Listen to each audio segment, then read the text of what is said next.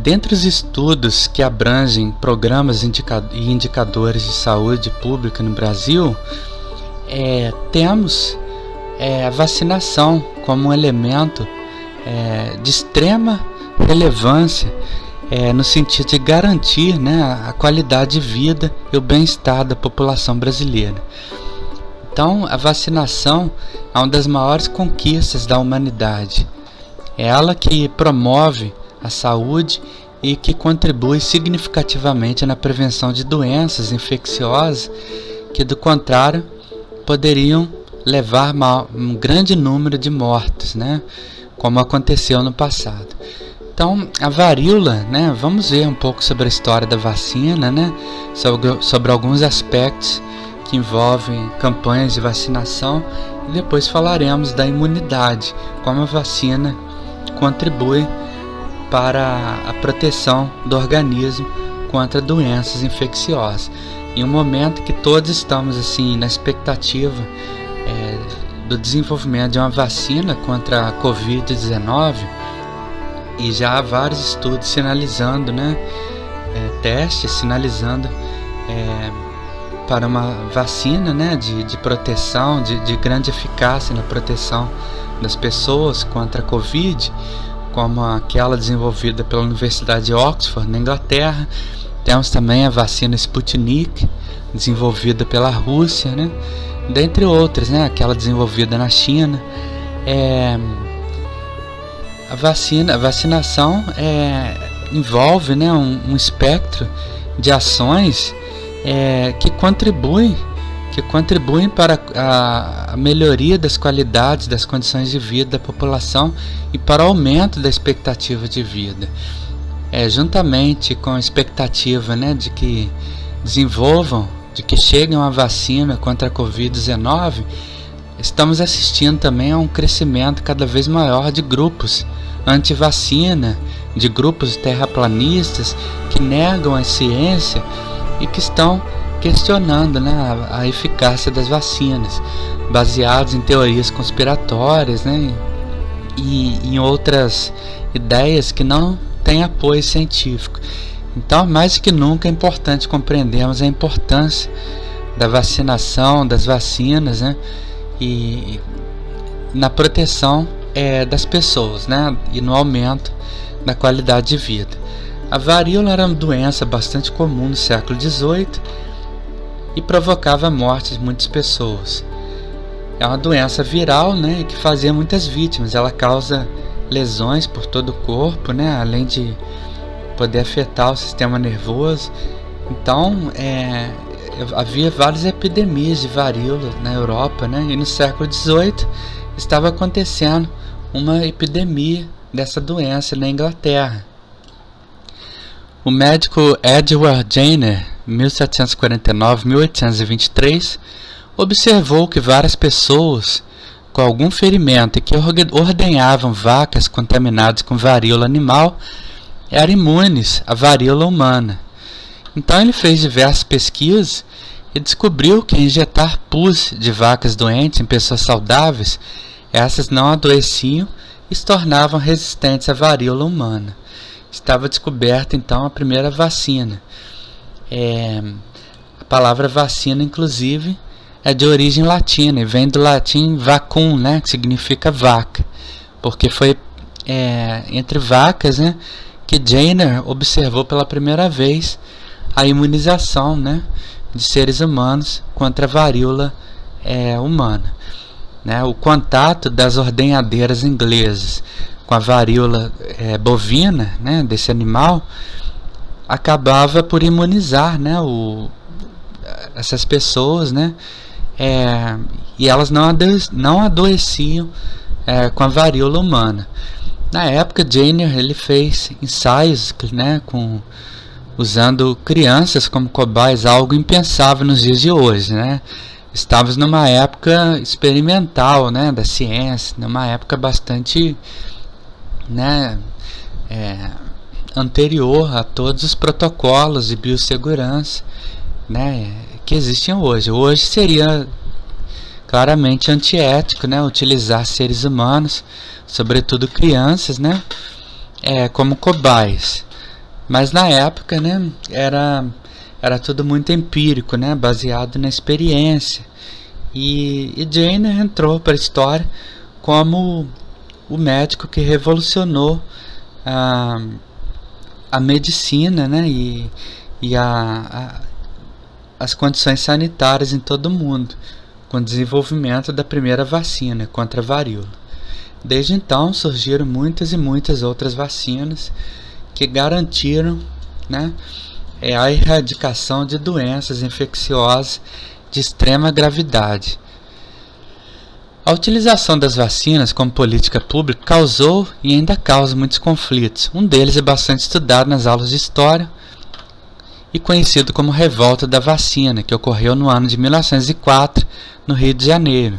Naquela época foi criada a Lei da Vacina Obrigatória, uma forma de obrigar a população a tomar a vacina contra a varíola, o que gerou grande revolta na população e ocasionou a revogação da obrigatoriedade. Então temos aqui a revolta da vacina, né? As pessoas protestaram, né, contra uma imposição do Estado, do governo, de todo mundo ser obrigado a vacinar. Aqui as pessoas derrubaram bonde, né, como uma revolta em protesto, né, a essa obrigatoriedade, né, da vacina compulsória. Os médicos, né, autoridades de saúde, sanitários, podiam inclusive entrar com mandado judicial nas residências e vacinar as pessoas, né, contra a vontade. Isso gerou grande revolta, né, e esse fato se tornou um episódio conhecido na história do Brasil como Revolta da Vacina, no início do século XX.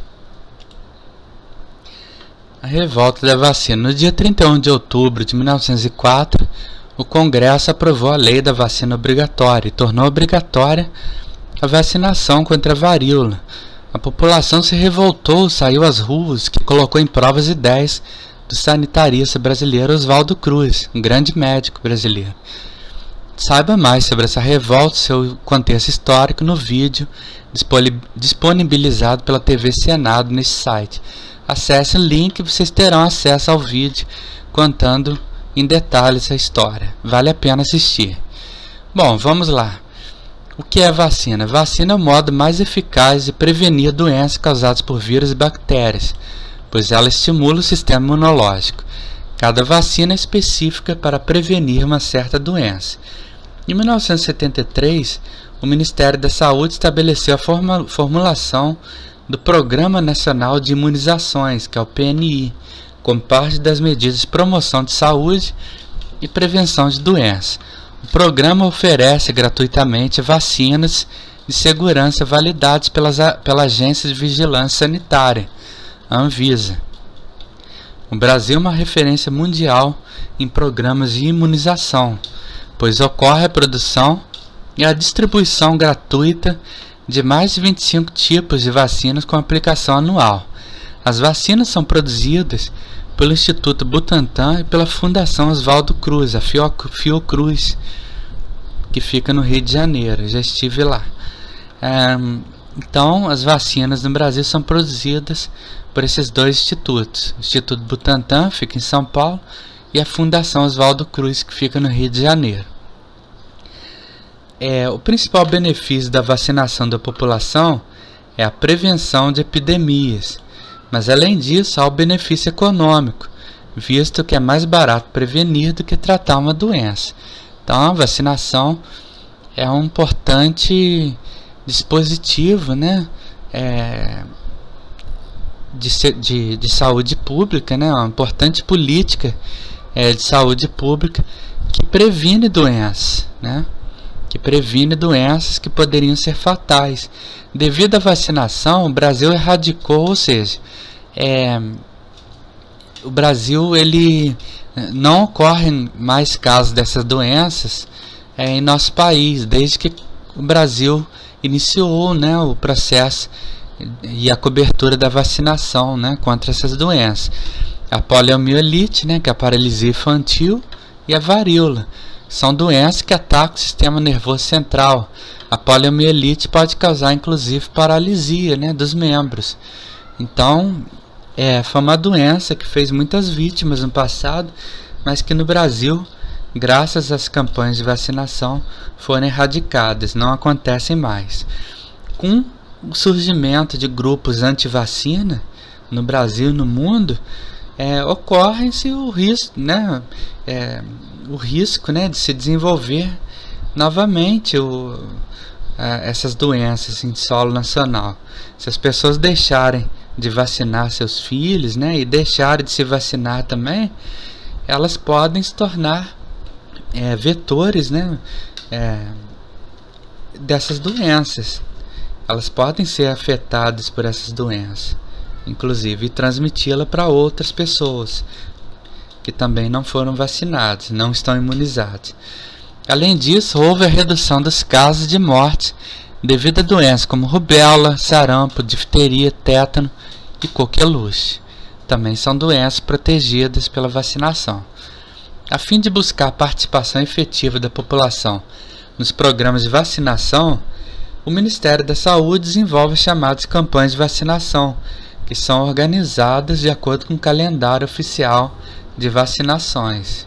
No Brasil, né, criou-se até um personagem, Zé Gotinha, né, que ficou famoso nas campanhas, nas propagandas, que fazem parte da campanha de vacinação do governo federal, né. Então é muito importante mantermos sempre em dia nossas cadernetas de vacina, né, e nunca deixarmos de vacinar, por mais incômodo, desconfortável que possa ser, né. Receber uma injeção, no caso das crianças a gotinha, é melhor vacinar do que desenvolver doenças que podem ser fatais, né? Doenças que podem ser graves, né? E podem causar problemas bem maiores do que tomar uma simples vacina. Então, o calendário nacional de vacinação é criado de acordo com os riscos de transmissão de doenças entre a população, a vulnerabilidade e as particularidades sociais.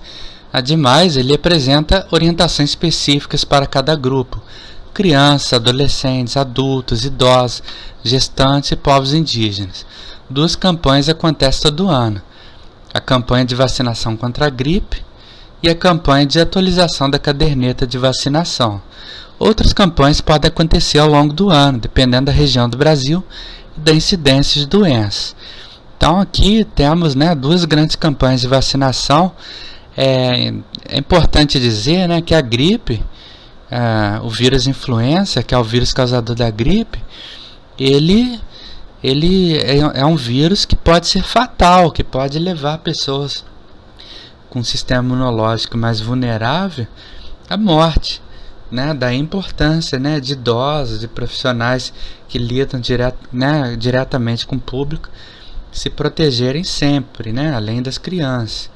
E temos, né, a campanha de atualização da caderneta, né, contra diversas outras doenças que podem ser graves. Temos que ter em vista, né, que a gripe o vírus da gripe foi o vírus que mais matou na história. Tivemos a pandemia, a grande pandemia da gripe espanhola de 1918, né, que ceifou milhões e milhões de vítimas no Brasil e no mundo, né? É um vírus extremamente agressivo, né? Era uma variante, né, do vírus influenza, da gripe, mas extremamente agressivo, que causou a morte de milhões e milhões de seres humanos em uma época, né, em que havia poucos recursos. E agora o mundo, né, 100 anos depois, o mundo se vê de novo, né, enfrentando um grande desafio, né, essa terrível pandemia de Covid-19, que já ceifou milhares e milhares de vidas e já infectou milhões de pessoas, né, no Brasil e no mundo. É uma doença que tem causado um grande impacto na economia, nas relações sociais, no cotidiano das pessoas, na escola, no cotidiano escolar, né?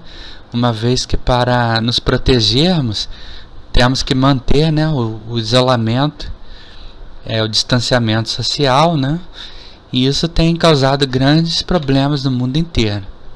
Mais do que nunca, né, é importante, né, que se chegue a uma vacina contra a Covid-19, mas sem pular as etapas, né, que são as etapas de testes que tornem seguro, né, o uso dessas vacinas entre as pessoas, entre os seres humanos. Então, se vocês quiserem aprender mais, vocês podem acessar o link do Ministério da Saúde sobre a importância da vacinação, né, o que são as vacinas, para que servem, por que vacinar, e também os mitos sobre as vacinas. É só vocês acessarem este link que está disponível aqui. Vamos ver agora como as vacinas agem no nosso corpo. O corpo humano possui algumas barreiras contra a entrada de partículas estranhas ou micro-organismos, como vírus e bactérias. Essas barreiras fazem parte do sistema imune do corpo humano. A primeira linha de defesa desse sistema são as barreiras físicas ou mecânicas, como a pele e o revestimento do sistema respiratório. O sistema imune é responsável por reconhecer e comandar as reações de defesa contra os micro-organismos ou partículas invasoras. Se uma partícula estranha consegue passar por essa barreira, o organismo ativa outros componentes do sistema de defesa. Então, a pele e o revestimento do sistema respiratório compõem, né, as primeiras linhas de defesa do organismo. Se vírus ou bactérias, né, ou patógenos ou antígenos, né, que são corpos estranhos, conseguirem ultrapassar essas barreiras, outros mecanismos são desencadeados pelo nosso sistema de defesa. O sistema imune age de forma bastante complexa. Envolve a produção de proteínas denominadas anticorpos. Quando um corpo estranho chamado antígeno entra no organismo, os anticorpos são produzidos por alguns tipos de glóbulos brancos do sangue, como os linfócitos B. Esses anticorpos agem como resposta ao antígeno que penetrou no organismo.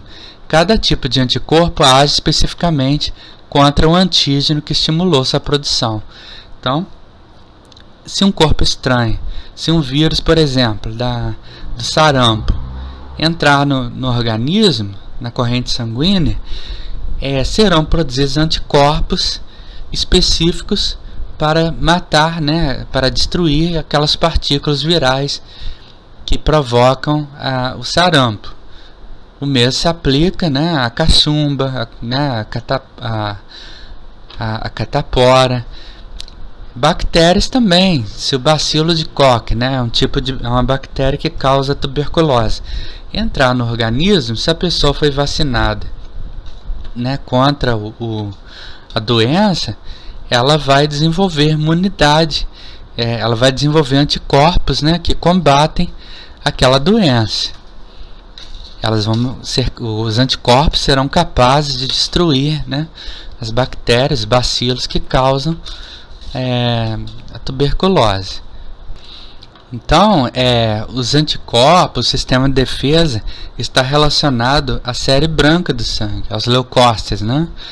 O mecanismo de produção de anticorpos é gravado por células do sistema imune, e esse processo é chamado de memória imunitária, né?